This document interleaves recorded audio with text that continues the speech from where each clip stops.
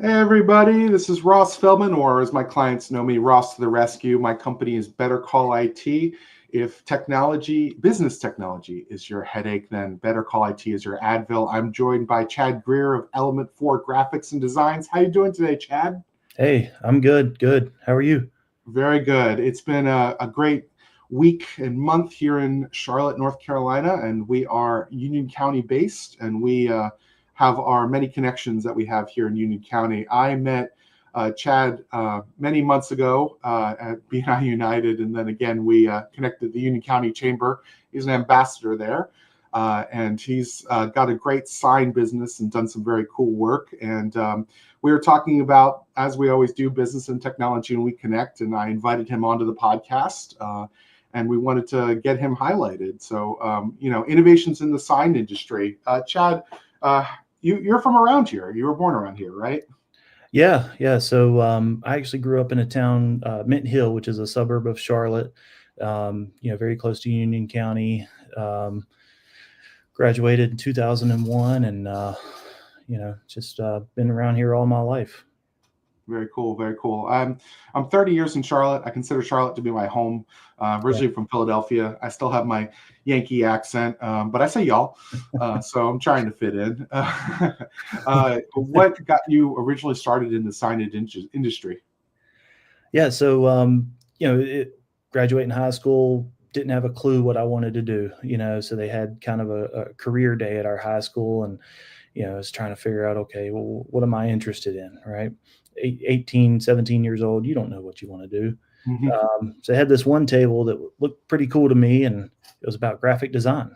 And actually, that's sort of what I got into first was graphic design. I went to King's College in Charlotte, got an associate's degree in graphic design, and kind of quickly learned that I was more into the technical aspect of it as opposed to the artsy aspect of it. So from there, I got into the printing industry, and worked in printing for several different companies. Um, Actually ran a press. I've ran pre-press departments. I've ran entire operations at other shops. I've even done international operations as well. Worked for one company. I was managing a team of production artists who all of our artwork was sent overseas for production. So I oversee the team and all the management of that art and getting it all prepared for production. And then I'd travel overseas, visit with factories, and just make sure that everything went smooth from design to delivery of the product. Very cool. And one of those things that you keep reminding me of is the graphics side of graphic arts. That, it's not just about the printing, it's not just about the signs, it's about that phase before the printing and the signs is that design phase.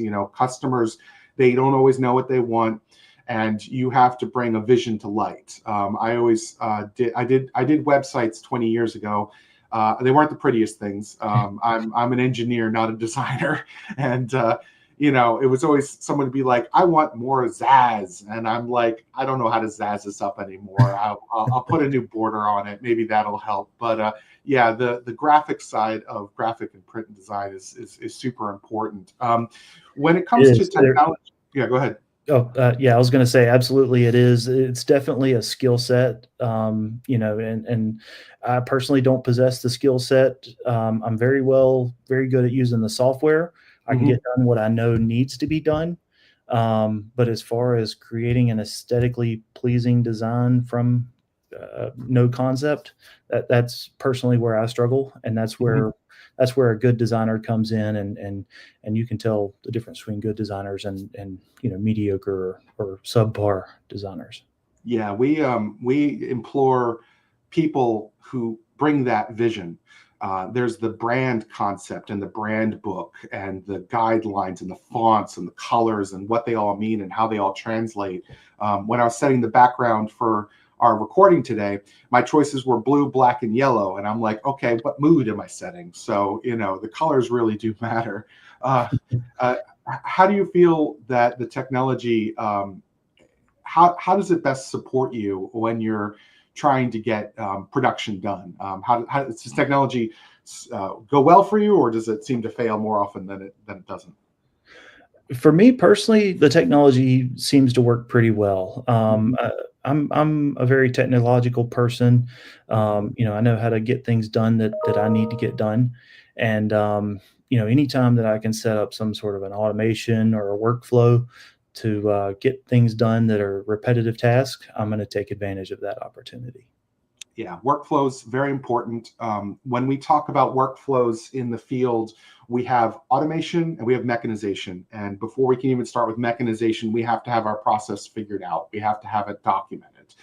It's impossible to build a workflow when step 3 is completely missing. You have to have your steps all figured out before you can get your workflow built. And then it becomes key to functionality and efficiency of you as an individual, as well as your business. Yeah. When it comes to trends, what sort of trends are you starting to see in the signage industry? So we're seeing some trends in terms of AI. Mm-hmm. AI is starting to play a bigger role in the industry, which I'm a favor of AI. It's actually making my job a bit easier. Mm-hmm. As I mentioned earlier, that one of my personal struggles is creating designs from no concept at all, right, from scratch. And one thing that I've seen a couple customers sending over to us is designs that have been started in AI. Mm-hmm. So it's real good. It kind of gives us a starting point, right? It's not a polished design by any means, Right. but it is a nice starting point that we can take from there and sort of refine and tweak as necessary and meet the parameters of the customer specs or landlord specs or city specs and come up with a good final product from there. I really like that. I was starting out this podcast and I went to ChatGPT and I said, hey, give me some titles for my podcast. I described what the podcast was going to be about, the industry of the intersection between business and technology, where we discuss and meet and discuss that. And it came up with IT on Call podcast, which I loved and I used. And then I said, and actually, I'm sorry, it suggested, would you like a logo? And I was like, okay, I didn't know you did that. And so it uses DALL-E, and it created a very abstract art for me. I had to tweak some weird things because when it comes to text, it always puts some blurry, weird text in random places. So I had to edit the logo a little bit. But that wasn't my first foray into that. Before that, with the Charlotte Networking Hub, I had the same thing, that DALL-E made some really cool concepts.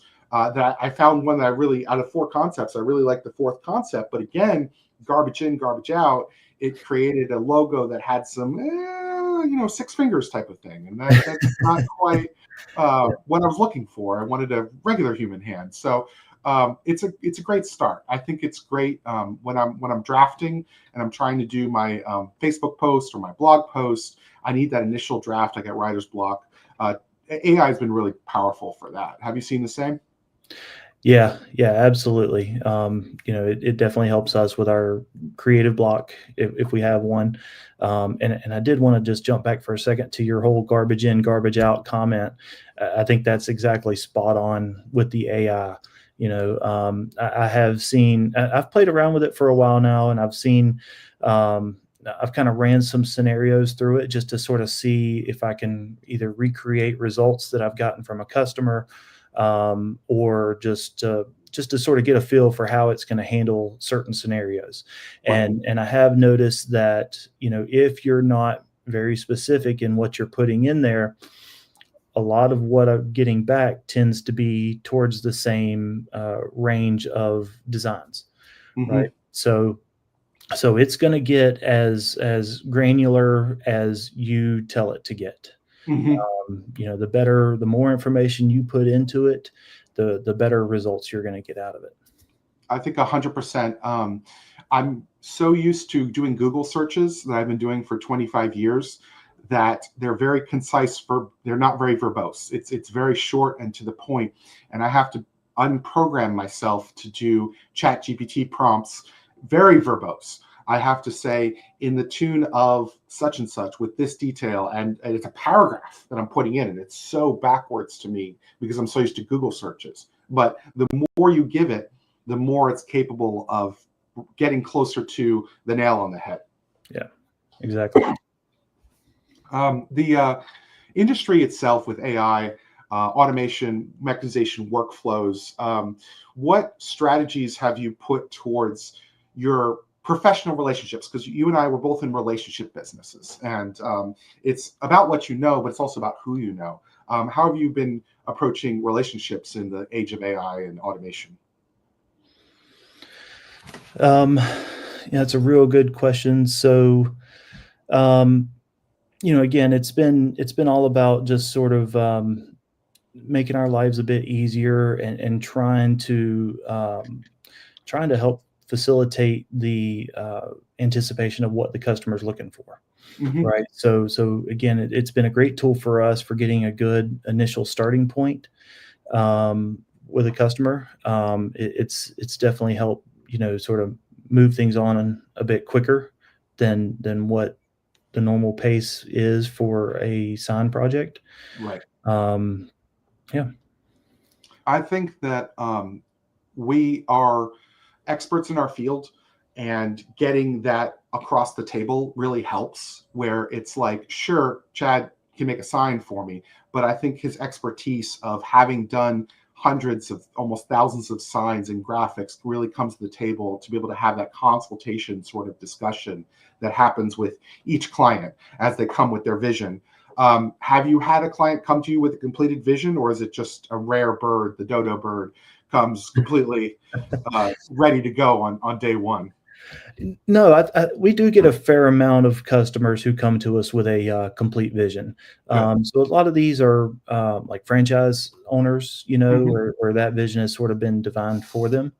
Some of these are people who just are, again, we're working with a lot of business owners, right? So a lot of people who are motivated, a lot of people who sort of know what they want, know how to get things done. So a fair amount of people do come to us with a good idea of what they want. And, our job is just to help them bring it to life. Yeah. I love your Bojangles Coliseum sign that you have between Ovens and Bojangles Coliseum. It's RGB, multicolor, app connected, all that sort of thing. Is there any project that really comes out as one of your favorites that you've done in the recent days? Yeah, yeah. So we did a sign for Dank Burrito Mhm. down in Rock Hill, South Carolina. And by the way, if you haven't had their food, it is delicious. Excellent. But anyways, yeah. So that was a bit of a challenging project for us, just because of the nature of the way that we had to mount the sign. So we had to engineer a mounting structure for the sign itself, which Mhm. it took some several people involved. Again, we had multiple engineers involved. We had concrete scanning we had to get done, so we didn't hit any rebar while we were mounting it. All right. There was a good bit that went into that project, and the end result came out just phenomenal. That's awesome. It looked exactly like the rendering, and customer was pleased. They're getting a lot of business out of it now, and it's just one of our best projects, I think. That's very cool. And I think that there's not a lot of awareness of all that goes into. I mean, God, concrete scanning as a concept, that's foreign to me, but it's necessary, right? You have to know all these little logistical things. You have to know the engineering. And, oh, yeah, just put the sign right there. Well, you can't because there's a gas line behind that. Yeah, and that's one of the things that I always like to say about people who make signs, right? Is we sort of have to be a jack of all trades, right? Because there's electrical involved, there's construction involved, there's concrete involved or masonry, there's printing, there's vinyl cutting and laying, there's painting, there's just all these different skill sets that come into one to play into what goes into a sign. Yes, yes, definitely a lot of blind spot there, and I think that you have to have that vision, right, of knowing, okay, this step, this step, this step. A lot of project management. a CRM tool, something to be able to keep up with all the signs that you have in progress and so forth. I think that there's room for spreadsheets and there's room for an actual application. And sometimes I'm a pencil and paper guy. Here it is, pencil and paper. Sometimes it's the most simple concept, and then sometimes it's having that software solution to be able to really manage every aspect of the job, right? And you have to find that balance as a small business owner. What kind of advice can you give other small business owners? Because we've got some listeners who aren't in the signage industry, right? And have businesses themselves or entrepreneurs. What sort of advice do you like to give to budding entrepreneurs? I think the biggest advice that I'd like to give to pretty much any entrepreneur is just keep grinding. Mm-hmm. It is not easy. It takes a lot of hours. It takes a lot of work. But if you're passionate about it and if you want to succeed at it, keep grinding. It's going to take. It's not days. It's not months. It's going to take years. It's not an easy path, but it's well deserved and it's worth it. I heard a quote this morning from the sales guy in my networking group. He was saying that sales is not hunting, it's farming. And when the tree grows, the last thing to grow is the fruit. So it takes time and persistence to bear fruit. And I think that gets lost a lot because we're of a generation that we're wanting to get instantly satisfied by everything and want results instantly. My son's 10 years old. And he wants everything right now, and he has no patience. And it's the YouTube generation, and he's got YouTube Premium at home, so he has no commercials. And he's gotten to the point that he doesn't want to watch any streaming service that has any commercials. He just wants commercial free for everything. And I'm like, sorry, hun. Some of these platforms, they have commercials, so it's reality is now going to set in for him. Poor guy. Yeah, poor guy. Commercials is the worst thing in his life. What a first world problem. As you're giving advice, have you received advice, or do you have a mentor, another business owner that you've looked up to or listened to and given you sage advice before? Yeah. I've had several. I'm very open and receptive to change and to advice from others, especially ones who have succeeded or gotten past the growth stage that we're in. But yeah, I mean, we work a lot, or I work a lot with a lot of other even sign companies. It just depends on how you look at them. Either we can look at them as a competitor or we can look at them as an ally. Personally, I think there's enough work to go around for all of us, and you can definitely learn from each other and work together and get a lot more done. I think that's very key. I'm in the IT managed service space, and there's maybe 150 providers in the Charlotte area that are also MSPs, and all of us are all working in the same space, but we're all working with different kinds of we're working with different kinds of clients. We've got different sizes, different industries, different verticals, different types. I do a lot of work with nonprofits. There are MSPs that don't work with nonprofits. I enjoy my nonprofit work, so it's good that there's diversity out there for us in a customer base. Do you feel like have you been to signage conferences? Have you been able to get out there and grow professionally and be able to focus in the education side of things? We have not been to the sign conferences yet. There is a large one that's every year, and we're planning on attending the next one. We wanted to do the one this year, but we just had too many projects on hand at the time, and we didn't plan enough. A good problem to have. Yeah, it's a great problem to have. But we are definitely thinking about growth, right? And those other connections that we can make, and what other companies are out there that we can partner with to sort of help get more things done or get things done more efficiently. But yeah, we do plan on going to the ISA show this next year, and making some good connections there. We've got a lot of conferences on the IT industry because a lot of our vendors will host conferences. And it's always my favorite part is networking with other IT providers. I ran into an IT provider at a ribbon cutting for the Charlotte Chamber. He was only 3 years in to his business, and he had a different approach to his customers than I had with my customers. And I felt that we hit it off. We had a good conversation. So I want to get the MSPs together, and we can put our heads together and kind of help grow as an industry and educate and so forth.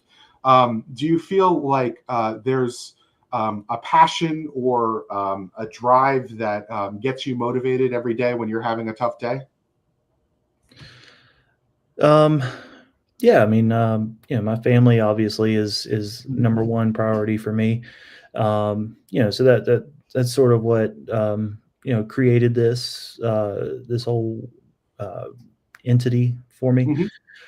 Hmm. Several years ago, kind of found myself in a position where I needed a job, and then found one, and then 6-7 months later, I needed a job again, Mm. just because of shifts in sales or things like that, changes in the industry, jobs being eliminated.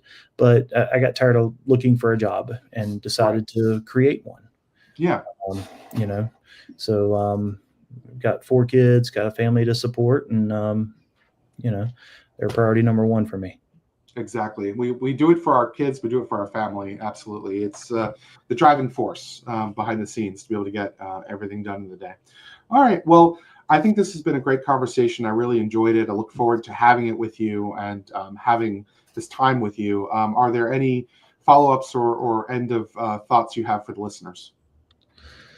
No, my biggest thought is just, I think this is a great podcast. Just follow through, listen to it, embrace technology as it changes, because things are constantly going to be shifting. I know that Mhm. we're going to be implementing technology in any way that we can to make things better, to make workflows faster, smoother, and just reduce labor cost or reduce headaches, or any way that we can. Just embrace it, flow with it, and pivot as necessary. Awesome. We'll do our contact information here at the end. Scheduleross.com is my Calendly. You can book time with me. We can do coffee, a bite to eat, or something virtual. How can they contact you, Chad? They can reach out to us through our website, element4graphics.com, and the 4 is a numeric 4. Excellent. Thanks everybody for listening. Have a great day. This has been an awesome episode. Bye, everyone.